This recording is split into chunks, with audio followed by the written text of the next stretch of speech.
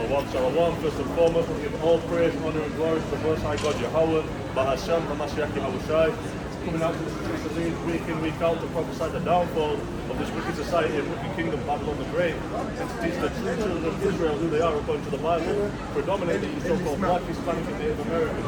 Those are predominantly the true Israelites according to the Bible. Those ugly, long-nosed bastards in Israel today are not the true Jews that we're confident. We're coming out here. Predominantly, one of the main goals is to teach you what sin is, how to forsake your sin. Exactly that anyone on the street more time knows to be able to tell you what sin is. They just say, oh, something God should like or something that's bad. But we've got to be more descriptive than that. What is the difference between good and bad? How do we draw a line between that? First start with a definition of sin according to the Bible. More time people won't know this. This is 1 John chapter 3 verse 4. Whosoever committeth sin transgresseth also the law, for sin is the transgression of the law. So sin is when you break God's law. If God says don't do this and you do it, that's a sin. For example, he said don't eat pork, you eat pork, that's a sin. He said keep the Sabbath day holy, you break the Sabbath day, that's a sin. Right? He said women shouldn't wear trousers, you wear trousers instead of a dress, that's a sin. Men, if you wear a dress instead of trousers, that's a sin. Right? Homosexuality, that's a sin. Right? What's good and bad is whether it's according to the law or not. If you keep the law, that's righteousness. Let me get Deuteronomy chapter 6. So sin, the biblical definition of sin, is not something that God doesn't, well, it is something God doesn't like, but we've got to be more descriptive than that. It's not just, oh, God doesn't like this, or it's something that's bad. No, we've got to get descriptive and get definitive. Sin is when you break the Torah. Right? This is Deuteronomy chapter 6, verse 25. And it shall be our righteousness if we observe to do all these commandments before the Lord our God, as he hath commanded us. So righteousness, or aka what's good, the difference between good and bad is whether we keep the law or not. Shoveling your neighbour's driveway when it snows, yeah, that's a good act, but that's not righteousness, right? That's not in the law. Righteousness is when you keep the law, when you don't eat pork, keep the Sabbath day, when you don't be homosexual, right? Okay, when you love your brother. This is righteousness. Sin is breaking God's law. More time people don't know that. Right? They don't know the definitive definition. Let me get a second witness. 1 Samuel chapter 15 verse 24. It says, and Saul said unto Samuel, I have sinned, for I have transgressed the commandment of the Lord. So sin is when you transgress the commandment. That's what sin is. Righteousness is keeping the commandment. Sin is breaking the commandments, right? So when God tells you to do something, you better do it. Because we all know that we're not supposed to sin. Right? So one of the main goals coming out here to teach the children of Israel is what sin is, and to teach them how not to sin, or to show them their sins, as we're commanded in Isaiah chapter 58. We're also commanded in the law. Let me get Leviticus chapter 19 verse 17.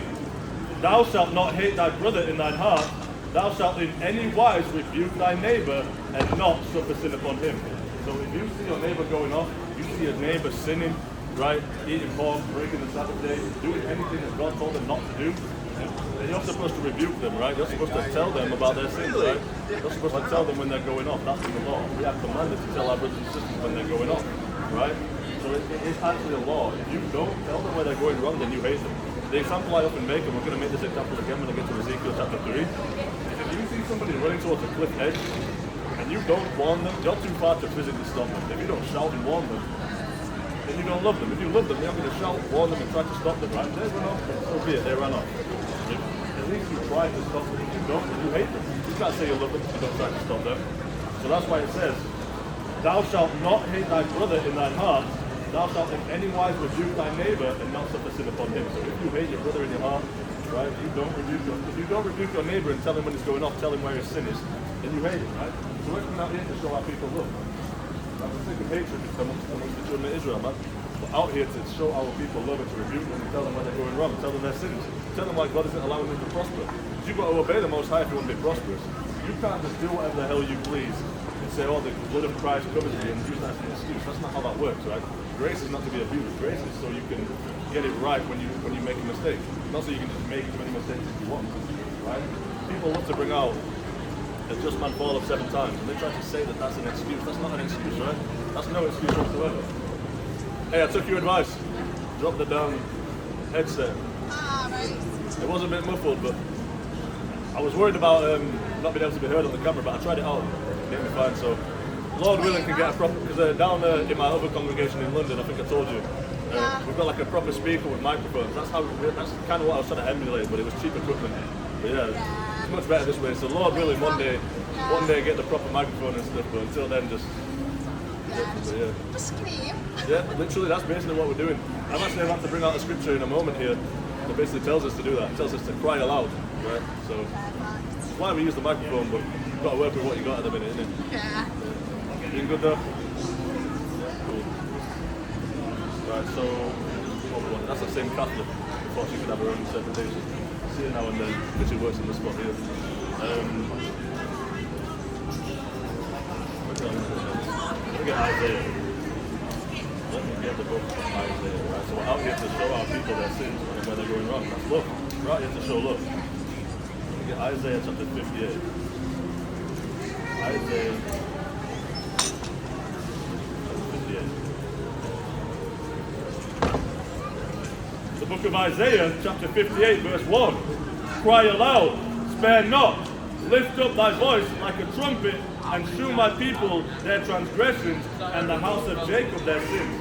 So we're out here to show predominantly the so-called Black, Hispanic, and Native Americans their sins, their transgressions of the law, how they're disobeying the Most High. And we're coming out here to cry aloud, and we're not sparing anyone's feelings, we're not sparing any person, any individual. We're out here to cry aloud, spare not, lift up our voice like a trumpet, and show the children of Israel their transgression, right? Where they're going off, their sins. People don't know what sin is. How are you going to stop sinning when you don't even know what sin is? Right? How are you going to stop sinning? You need to know what something is in order to not do it. You can't fight a battle in the dark, right? You can swing and swing and swing, but you can't fight in the dark. You've got to put a light on that thing and see what you're dealing with, right? Let me get Ezekiel chapter 3. Let me get Ezekiel chapter 3. Start verse 16. Ezekiel chapter 3 verse 16. And it came to pass at the end of 7 days that the word of the Lord came unto me, saying, Son of man, I have made thee a watchman unto the house of Israel. Therefore, hear the word of my mouth and give them warning from me. Right, so we're out here to give warning to so-called Black, Hispanic, and Native Americans, to tell you where you're going wrong. He said that we've been made a watchman and we need to come out here and give warning to the people of Israel, predominantly the so-called Black, Hispanic, and Native Americans. Excuse me, do you believe in the Bible? Do you believe in God? You know you're in sin right now. See that? Hey, I'm going to bring out that one scripture in Isaiah 2 in a moment. Isaiah 30 and Amos. It's the same thing every week in, week out. Children of Israel must stop his children. Right? The ass know his master, the owner knows the ass know his owner, and the ox his master's crib. Let me get that real quick. Let me just jump over and get that. I was actually thinking about getting it, but I forgot to. Let me jump over and get that.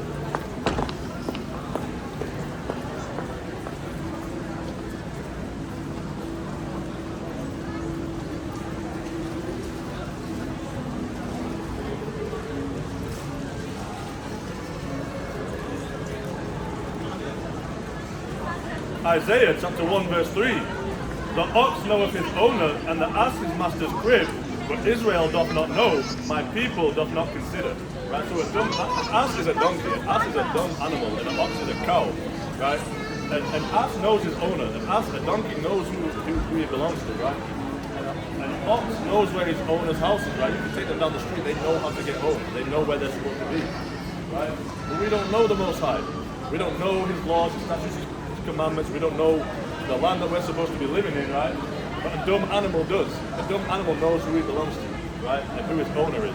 But we don't, predominantly. That's why we're trying to get back. Right? But it says the ass knows his owner and the ox his master's crib, but Israel does not know, but people don't consider. Right? You're not considering that. The best thing she could have done today was stop and hear who she was, hearken, take heed, and start acting upon it. But now, when it gets that in Isaiah 30, man, they don't want to hear it. I wish I brought my Good News translation. It's actually damaged right now. I need to get a new one. It's hot in that. Isaiah chapter verse 8. The GMT is hot. Can't lie. I have my other phone and be able to bring it out. Anyway, Ezekiel chapter 3 verse 18. When I say unto the wicked, thou shalt surely die, and thou givest him not warning, nor speakest to warn the wicked from his wicked way, to save his life, the same wicked man shall die in his iniquity, but his blood will I require at thine hand. It's the same thing I was saying about if you see someone running towards a cliff edge and you don't warn them, you're responsible for their death, right? If we see the wicked going off and we don't warn them, then we are actually responsible for their death. They're going to die anyway for doing their wickedness. We're going to be responsible, right? We're going to be responsible for that. Because we didn't warn them, right? It's going to be blood on our hands. That's why it says, thou shalt not hate thy brother in thine heart, thou shalt in any wise rebuke thy neighbor. Not upon them, right? Ezekiel chapter 3, verse 19. Yet if thou warn the wicked, and he turn not from his wickedness, nor from his wicked way, he shall die in his iniquity, but thou hast delivered thy soul. Right? So if you do warn the wicked, right, like the way the saying is after you shout to stop him from running off a cliff edge and he still runs off, hey, you did your thing, and he's trying to stop him at least, so you're not guilty of that. He's still gonna die, but you're not guilty. You've cleared your name, so to speak. You got the blood off your hand. Same thing. When we see people going off out here and we don't warn them, yeah, if we do warn them, Salakia, and they still carry on and they die, hey, we did our thing, we did all we can. You can't force them on the cross, right? But you can warn them, right? What do they say? It's like an English proverb or something. You can lead a horse to water, but you can't make it drink. It's the same thing. And we can warn them, but it's up to them whether they want to stop. If we don't warn them, we're responsible. And if we do, then hey, we did everything we could. And then that's cool with the Most High. But anyway, let me get to... Where do I want to go next? Let me get Isaiah. Isaiah chapter 30, verse 8.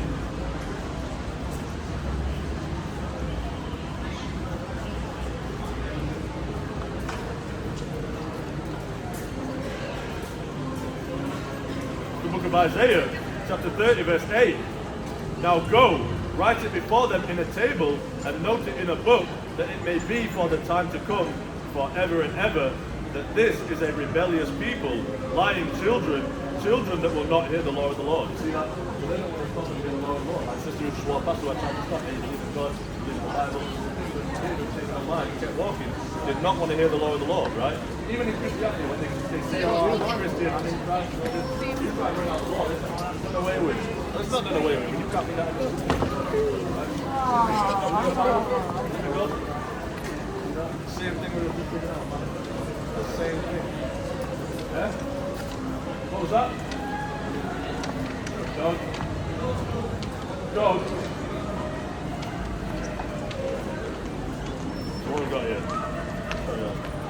Isaiah chapter 30. Yeah, they don't want to hear the law. They don't ever want to hear the law. It's done away with, all this and that. Well, it's not. There's no scripture that says it's done away with. Right? There's not one. They say, oh, we're not under the law. So? It doesn't say don't keep it. Let me get back to Isaiah chapter 30. I want to get verse 10.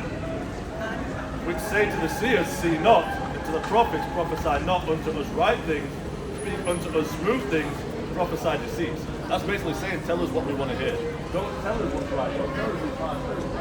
But you've got to understand, you've got to take the bitter with the sweet. You can't have just good news all the time. You've got to take the bitter with the sweet. Yeah, it's nice to hear that you're an Israelite, it's nice to hear that you're God's chosen people, right? It's nice to hear all these things. You're also going to hear where you're going wrong. Right? You've got to hear the rebuke, right? If you never get rebuked, then you never get corrected. If you don't get corrected, then you don't get perfected. That's just how it is, right? So, they say, don't prophesy right things to us, tell us what we want to hear. That's what they say when they say, tell us smooth things, things that sound nice. That's what the Christianity pastors do. They tell you things that sound nice. You're going to be blessed next week, that, this, that, and the third. But they're not actually prophesying meaningful, right? They're telling you smooth things, right? It says prophesy deceit, as in tell us lies.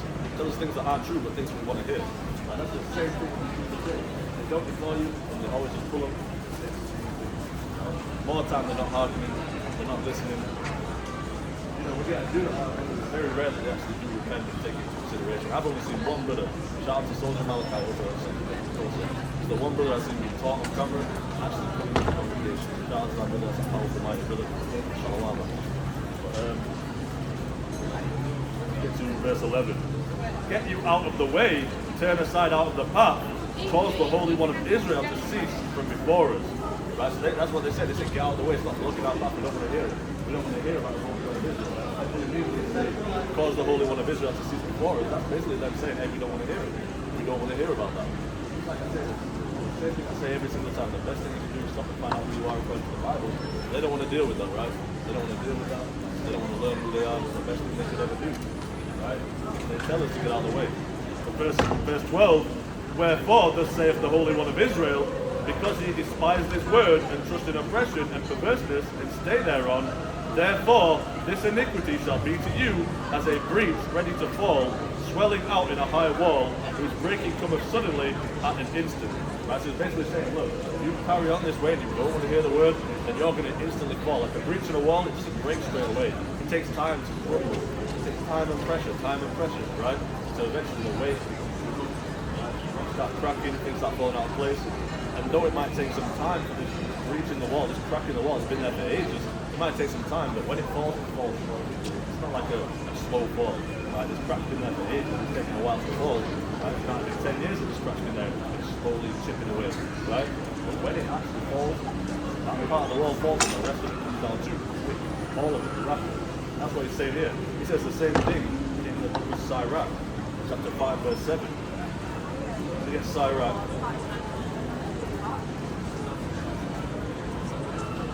Chapter 5. The book of Sirach, chapter 5, verse 7. Make no tarrying to turn to the Lord, and put not off from day to day, for suddenly shall the wrath of the Lord come forth, and in thy security thou shalt be destroyed, and perish in the day of vengeance, right? So it's basically saying, like, turn to the Lord, don't tarry, right? Don't put it on from day to day. We tell people, hey, you need to keep the Sabbath day, they say, yeah, I'll do it next week, right? We tell people, hey, don't keep on, they say, I'll keep it on after this next trial, right? After this next full English.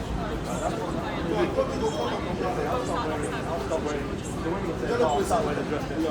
I'll start wearing a dress when I feel like it. No, he said don't put off from day to day. Right? No tarrying to turn to the Lord, don't put off from day to day, for suddenly shall the wrath of the Lord come forth, and thou shalt be destroyed in that security, right? In the day of vengeance. When it's your day to be judged, you will soon be destroyed, right? When you're feeling secure, when you're feeling safe, right? Like he said in can't remember what book, but he said when they say peace and safety, suddenly some destruction shall come, right? It's the same thing where it says a breach in the wall, and it suddenly comes down, right? Suddenly at an instant it breaks down, right? It's the same thing that it says in Sirach chapter 5, verse 7. Now let me get Amos, the book of Amos, chapter 5, verse 10. It's the same thing, the self-same thing. Yeah, I was on the late night. I finished at 9. And yeah, I'm gonna go get some. Book of Amos, chapter 5, verse 10. They hate him that rebuketh in the gate, and they abhor him that speaketh uprightly, right? So they hate him that rebukes in the gate. They hate people who come out and try to rebuke them, try to correct them, right? They hate them. And they abhor them, right? What season? You believe in the Bible? Believe in God? You got 2 minutes for God? He gave you 24 hours, you can give him 2 minutes. I believe in the Bible. Believe in the Bible. Do you know who you are according to the Bible, though? What? Do you know what nationality you are according to the Bible? Yeah. Yeah, what nationality are you? You're an Israelite. You need to repent, keep the commandments of God, and the faith in Christ, right? See, that's the same thing, right? It sounds good to say I'm a Christian. It sounds good to say I believe in God. You really got time for God. If I was walking past someone reading the Bible, I'm not walking. Unless I really had like a train to catch or something, I'm not keeping it pushing. I'm stopping for a minute. I've got all day. It's Saturday. What are you doing today? I don't know you were shopping. So she's actually off, man. I'm trying to tell her, you're shopping on the Sabbath day. Keep it pushing. So it says, I'll read it again. Amos chapter 5, verse 10. They hate him that rebuketh in the gate, and they abhor him that speaketh uprightly. Now when it says in the gate, it just means in the way, right? So like being stood here is like being in the gate. Right? Being in the way where someone will pass through. They hate them that rebuke in the gate. They want to tell you, hey, you shouldn't be involved. It's the same thing. Like in Isaiah 30 where it says, get out the way. It says, tell us smooth things, prophesy deceits, basically tell us what we want to hear. Right? If I was out here saying Jesus loves you, all this Christianity and nonsense that they talk, hey, straight up, they just stop and talk. They might give you the time of day, but when you tell them, hey, you're going off, you're wrong, you're in sin, you're wicked, God's not dealing with you, they don't want to hear it. They say, hey, we'd rather hear something we want to hear. So then they keep it pushing. Hey, it's not nice to get rebuked on the day to day. That rebuke will correct you and perfect you. Right? So that's what you need to be doing. That's what you need to be out. You need to be taking rebuke. It says, foolish hate instructions and rebuke. So, I want to hit you next. Got Isaiah. Jeremiah, right? No. Go to Lamentation.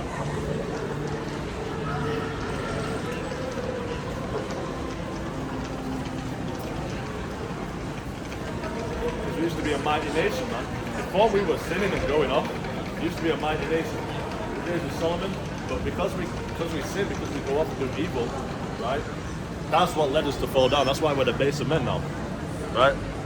That's why we're not actually the base men, but that's why we're beneath everybody in this society, man. Because we went off, right? Today's thing that we read in Deuteronomy chapter 28. If we obey, we're blessed. If we don't, we're cursed. It's just as simple as that. We can't get around it, right? Let me get Malachi actually right here. Let me get Malachi. Chapter 2, verse 9. The book of Malachi, chapter 2, verse 9. Therefore have I also made you contemptible and base before all the people, according as ye have not kept my ways, but have been partial in the law. Right, so because you want to be partial in the law, that's why you're base before the people and contemptible. You're not actually the base people, you're the holy people. Who told you that? He said, let me get Deuteronomy chapter 7. Grab that right quick and then come back.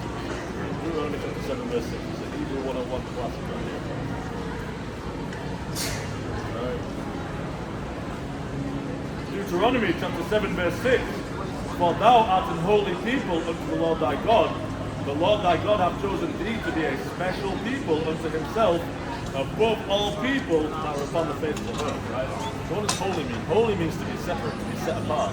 Like I always make the example, I like my trainers, right? I like my shoes. If I have 10 pairs of shoes, right, and I've got one favorite pair, hey, 9 pairs can go on the shoe rack by the door.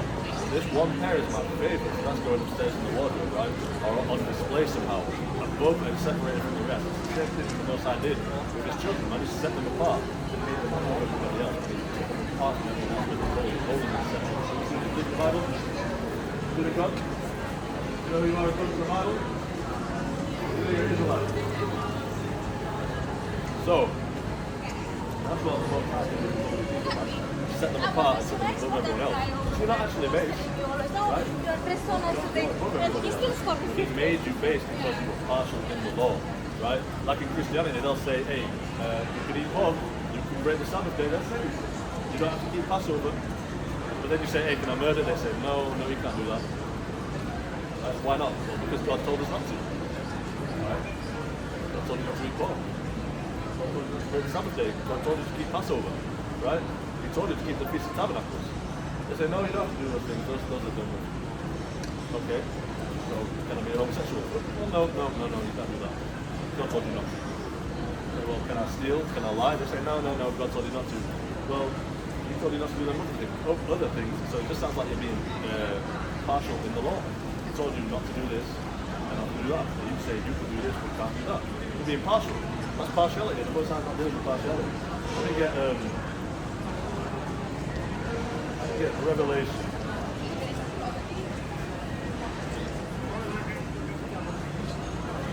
Verse 16, I believe. Might be verse 15. Revelation chapter 3, verse 15. I know thy works, that thou art neither cold nor hot. I would thou wert cold or hot. So then, because thou art lukewarm, and neither cold nor hot, I will spew thee out of my mouth, right? So basically saying, I know you're not trying to be fully wicked, and you're not trying to be fully righteous. You're trying to do a bit of both. Do a bit of righteousness and a bit of wickedness, right? Not killing, not stealing. That's right. But then eating pork and breaking the Sabbath day, that's wickedness. You're not doing it, you're trying to do a bit of both. You're trying to mix righteousness with wickedness. You're not trying to be hot or cold. You're not trying to be on one side or the other. You're not trying to be lukewarm, right? You're trying to do both. Right? You can't do both. If you do that, you're spewed out. Now obviously we know if you do wickedness, you're going to be destroyed. If you try to never do wickedness and do a little bit of righteousness and think it's cool, you're going to be destroyed. That's what the Bible says. What Christ said in Revelation, right? So let me get back to Lamentations, right? Because this is let me get to Lamentations, like once again to make sure I'm still rolling. So into Lamentation chapter 4. Okay, because we used to be the highest of people, but now we're at the bottom, now we're the base people of society, right? It is wicked society. So we used to be on top. We used to be on top of our games, on top of these kingdoms, these nations. And now it's a lot. We're on the base. We're on the base level of it. That's because we didn't keep the law. We were partial in the law, right? So let me get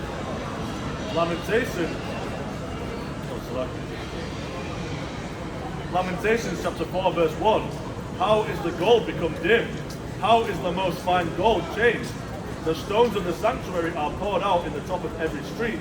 The precious sons of Zion, comparable to fine gold, how are they esteemed as earthen pitchers, the work of the hands of the potter, right? So it's basically saying, hey, how is the gold become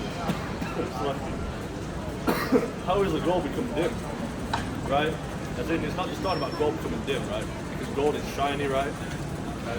But if it's becoming dim, it's just like clay, right? It says, how is the most fine gold changed, right? How is gold becoming esteemed as nothing? It's not actually talking about gold. It's talking about us. It's talking about the children of Israel. It's talking about the children of Israel. It said, the precious sons of Zion. Now, the sons of Zion, that's you sons of Israel, man. That's you so-called predominantly, so-called black, Hispanic, and Native Americans. Right? It said, how are the sons of Zion, right? That's who that is. It says, the precious sons of Zion. So it called you precious, man. It said, the precious sons of Zion. Not the ordinary sons of Zion. Not the base sons of Zion. Not the damn, regular sons of Zion. No, it said the precious sons of Zion. To be highly esteemed. It's something valued, something worth something, man. It's supposed to be worth something. The only time you're worth something in this society is when you're bending over backwards for the damn devil, man. You're bending over backwards for Esau and serving him. That's the only worth you get in this kingdom. And he still esteems you as nothing and puts himself above you. Even though he's violating the earth according to Job, meaning that dirt is worth more than him, and dirt is worth nothing unless you're planting seeds in it. Right? He said that violent than the earth.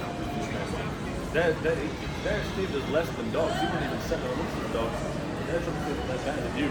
And you, the Most High said that you're holy, peculiar, precious, right, of value, important. Right? And they're trying to put themselves above you. Hey, how will you become the bottom of society when you're not? You can run faster, jump higher, right? Sing better, dance better, cook better, clean better, right? You can move better, talk better, everything better. Everything stronger, mightier, more poetic, smarter, all these things. Every area, every aspect of life, you are better than them. You're on the bottom level of society. How does it work? How does that work? Right? Because you didn't keep the law. Because you were partial in the law, right? You didn't keep the law, it was formal, right? Just like it says in Deuteronomy chapter 28, it says, we didn't serve him with gladness of heart. You need to serve him with gladness. You like to keep these feast days. You like to keep the law. Every time you keep the law, that's an increase, right? Excuse me, do you believe in the Bible? Do you believe in God? You got 2 minutes from God? No, you don't. 2 minutes from God?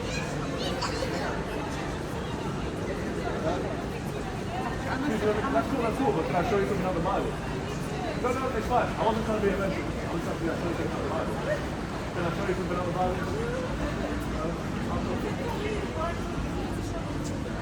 Because I'm trying to... Huh? So you believe in Christ, right? Yeah. So you fall off this, right? Right.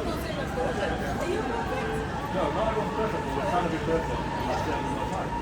Serving is working to do more than just saying it. You don't let me keep the law. No, it's cool if you believe. But you don't look like you believe. See that? No. All I'm trying to do is show you how the Bible. Hey, can I show you something about the Bible? Right? I believe in the Bible. Pull up. I don't know what she believes in. Probably believes in Jesus. Probably believes in Caesar Borgia. It is what it is. You know where this is to be expected. Every fish on the hook, you feel me? Stuff like that, I go up and down. Stuff like that happens, just keep the stuff your feet. Keep it rolling, keep it moving, keep it pushing. You can't get bent out of shape about this. People aren't going to listen all the time. That's what it is. So, but that's the thing, right there, once again, being a glamorous woman, we're supposed to be righteous. We're supposed to be righteous. We're supposed to be we're supposed to be behaving accordingly. Right? But you're not. You're behaving glamorously, right? Being pretentious. And I would have shown you the most blessed thing you could have heard. The spirit part of the Most High, how about someone myself, how it's like, of course. You didn't want to hear it. You want to be contentious, you want to be rude. boastful, I'm a believer. You don't look like you're a believer in your trousers, with your hair all out and everything. So, hey, so let me get back to it. Start again. Lamentations chapter 4 verse 2. The precious sons of Zion, comparable to fine gold. So you're comparable to fine gold. Fine gold is not just regular gold, right? Gold is gold, right? But fine gold is that gold that made it through the furnace and had the least impurities, right? Burned out the least impurities, right? When you burn out the impurities, you can weigh the gold and you can burn it out. When the impurities like the zinc and all the other metals are burned out, all the other minerals and things, it's going to be lighter, right?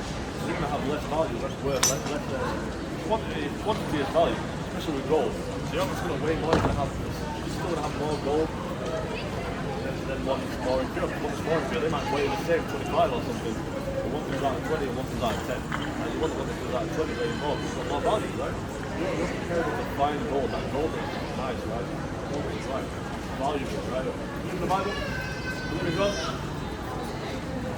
So you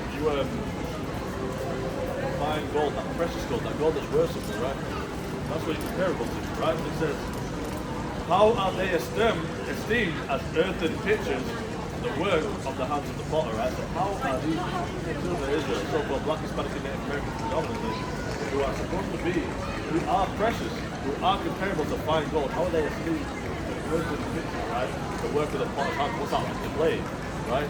Dirt. These things that don't shine, these things that are dim, it's not really worth anything, man.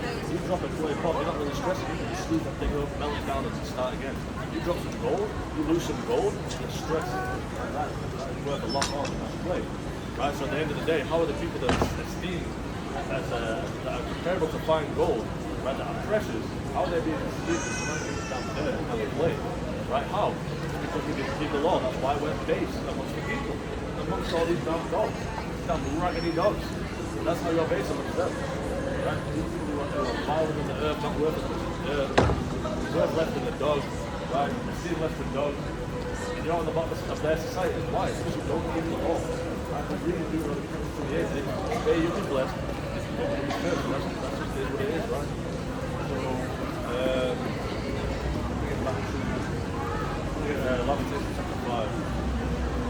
Lamentations chapter 5 verse 16. Lamentations chapter 5, verse 16. The crown is fallen from our head. Woe unto us that we have sinned. So woe means destruction. So he said, woe unto us that we have sinned. Right? Destruction comes to us because we broke the law. We just went over how sin, when you break God's law. So if we have sinned, then we have broken God's law. So I said, woe unto us. Destruction comes to us for breaking God's law, right? It says, the crown is fallen from our head. Now what is the crown, right? What is the crown? That's being in rulership, right? That's an honourable thing, right? The crown is fallen from our head. How is that? Because we're not in rulership anymore.